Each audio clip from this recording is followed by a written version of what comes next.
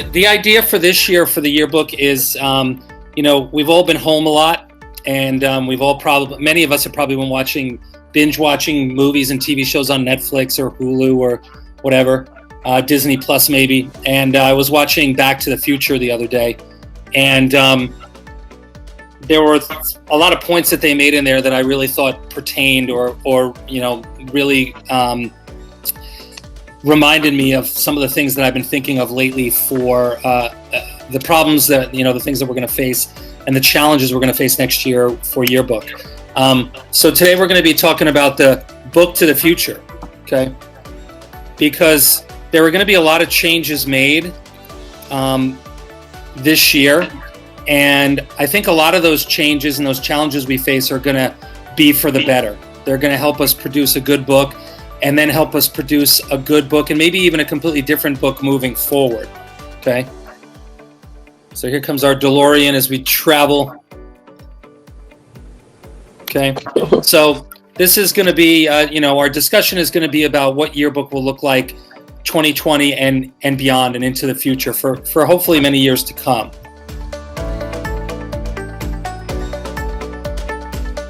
One of the things that I'm actually doing, I worked with my office manager. I'm going to have like a page on our school website.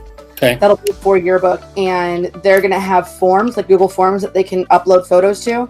Okay. And I'm coordinating with the ASB advisor, and we're going to collaborate so that instead of just doing Spirit Days on Friday, we'll probably do activities throughout the year where it'll be, take a picture of you and your pets or something like that. Show us, your pet spirit or whatever. And they can upload those photos. Since we don't have dances, we don't have field trips, like you were saying, like we don't have any of that stuff to put in the yearbook, I'm going to, ask people to upload things to Google Forms, and I'm going to ask my colleagues to take a lot of pictures for me and upload them, which they did last year too. So that's not very new for them. And also I have a 6th grade elective called Creative Design, where they're going to learn to use cameras. So I'm going to take those kids and then I'll get pictures of 6th grade classes that normally wouldn't be in by sending those kids out with cameras. We used to use Remind a lot, but then last year they put a limit on the number of people who could be in a class for you to connect with. Okay. So you only have, I think it's 100 or either 150 students that you can have in a class. So another option is Class Tag, which is kind of similar. Okay. Might be something if you have a larger class, a larger school, that might be something you want to consider as well. So one of the things I tried to do was send the scavenger hunt home, where kids take pictures of 5 things they see kids doing. And another item was to choose 5 students that they think have an interesting story. They don't have to tell the story as part of their summer work, just a name and maybe a couple of details about what they might be doing that we'd find interesting, so we have something to work with when we get back. I was going to make a suggestion as far as coverage and getting, I don't know the size of your staff nor the size of your student population, but you could always divide the student population down and assign it to a particular staff member. So then it's up to them to contact that group to make sure that they're in there. We're a high school. I only have 184 pages, so realistically I can't cover all grade levels, so I usually just focus on juniors and seniors. That again makes that a lot more doable as well. Also, I'm nervous about ads. I added that to the scavenger hunt, but we live in a small city, and I don't know if it's fair to ask our local businesses to give money for ads. So I asked them to just check in with businesses and not to try to do a hard sell, but just see where people were at. And I wanted to do a workshop in August, which may be virtual, and I'm hoping maybe you folks will have an idea about how to make that scintillating for high school. So one of the things that somebody said in the advisor in the group on Facebook, which I thought was pretty smart, is instead of selling ads to businesses, it depends on, it's going to be harder, but when kids now with everything closed down, but if they go into a local business and that they go to that school, if they go in for, say, lunch or do something, if the business owner takes some pictures and then shares those pictures, they could offer, some people are looking at maybe, I guess, talking to their supervisors about offering small little ads for those businesses that help them become photographers. For businesses, instead of like money, we ask them for gift cards, right? So Tasty gave us 30 gift cards, $10 each, $300 worth of gift cards. And then it promoted them, right? This is Ellie. She's my former yearbook lead designer. And so she works as a designer at Tasty now. So, she hooked us up with that. And so we would pass this out. And so this was advertising for Tasty. They're happy. We're happy. They don't want to give cash right now, but they don't mind giving gift cards. And with the gift cards, we just, give it back to our own, school community. So it's kind of a win-win, right?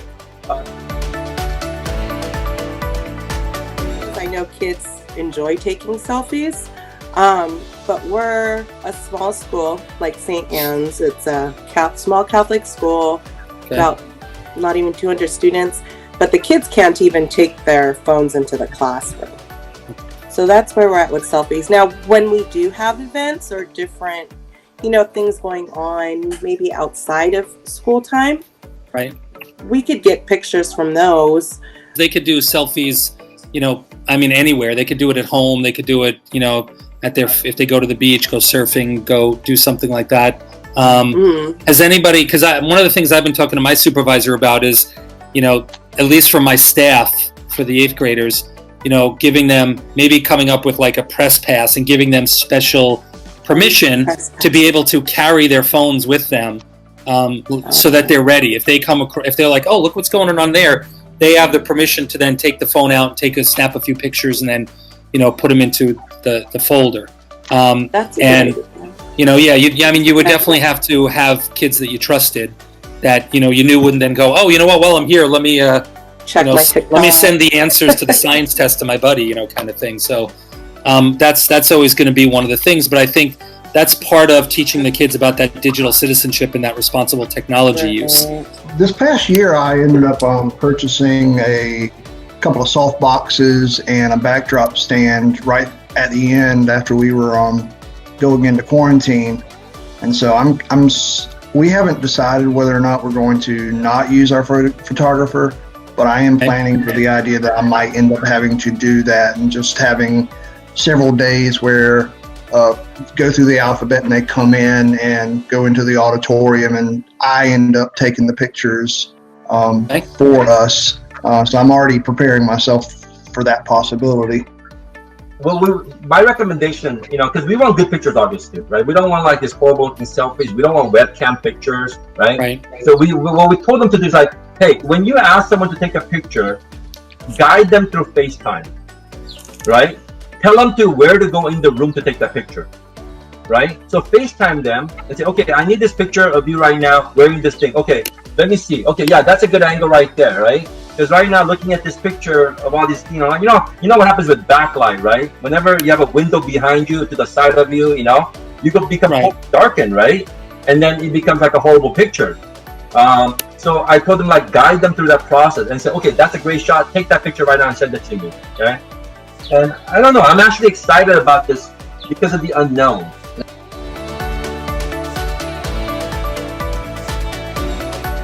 I had this past year, once everything stopped, and we were at odds with how are we going to finish spring sports, I did have to rely on people who were not my staff members. And so I reached out to the captains on the teams.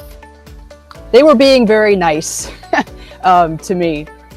So I had asked them if they could ask their players to take a picture of themselves in their uniform to send it in, because we didn't have time to do team photos.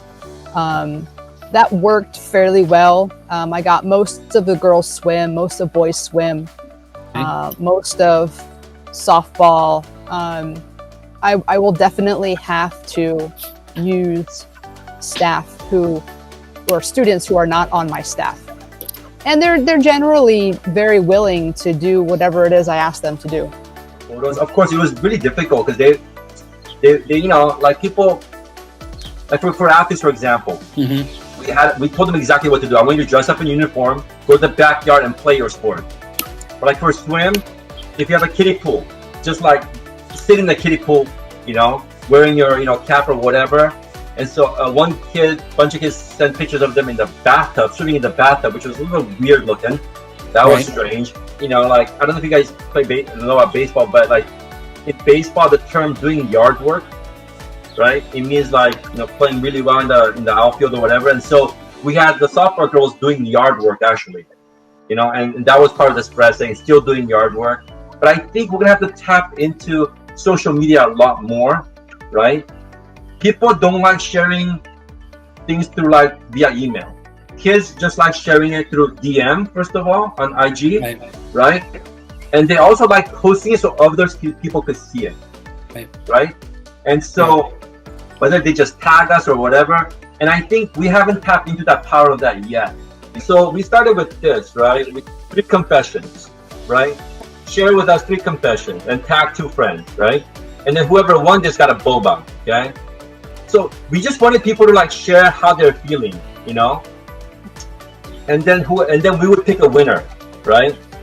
So let's say who's the winner of this survey, and then we do the video, like auto-generate, pick a winner from these names, and then they get a free boba, and we actually deliver the boba to them. Each week, one of my students went and picked up the boba from Tasty, okay? This was really popular. Kids really love filling this out, Dear Diary, right? So, like if you email them saying, hey, send us like how you're feeling, they might not want to do it. But what this created was a community where people started sharing the responses, right? Dear Diary, today I was not productive, but managed to do some homework at least. Dear Diary, today I sprained my ankle on my stairs and it hurt. Dear Diary, today I finished my stuff. Just random stuff. And then we converted all this, okay, into actual pages, Argonaut diaries, and then we asked them to send pictures, right? These are Argonaut hobbies, and this is just more like text-based, and so this is their Dear Diary, right? Okay, Dear Diary, today I took a shower, okay, and that's Lynn, okay. Dear Diary, today I binge watched Law and Order, okay. Let's see what else is there. So the ones that we like the answer, okay. Dear Diary, what if I got $1 every time I cried, okay? So we had them send this picture, and then there was like Dear Diary, whatever. And the moment we would post these questions on Instagram, we would get like 50 within like an hour, Yeah, I wanted to give a pointer because what happened was we went on quarantine on March 13th, and then we all lost motivation. And then, I don't know, we just all just stopped doing work. Kids got depressed, And I would tell them like, okay, work on the page. Next week, I'm like, what happened? They didn't do anything. So at the end, we said, okay, this is not working. What we're going to do is we're going to work together. Our meeting time for 3 weeks straight, we met from 9 p.m. to 2 a.m. That was for like 7 days a week. We did that. Yeah. And it was productive. We got work done. So moving forward, what we're going to do is we're going to have like designated yearbook work time. The main reason that I wanted to get together here today is, to facilitate new ideas and to have other people, who could support me and that I could support. So, having each other to rely on, I think is going to be huge, because we all know what each other's going through. I really want to thank everybody for just taking the time to come out and, be here and share whatever ideas they had. And, just take that time to meet. It's really, I think, very helpful, and I hope it was helpful or will be helpful for many of you throughout the year.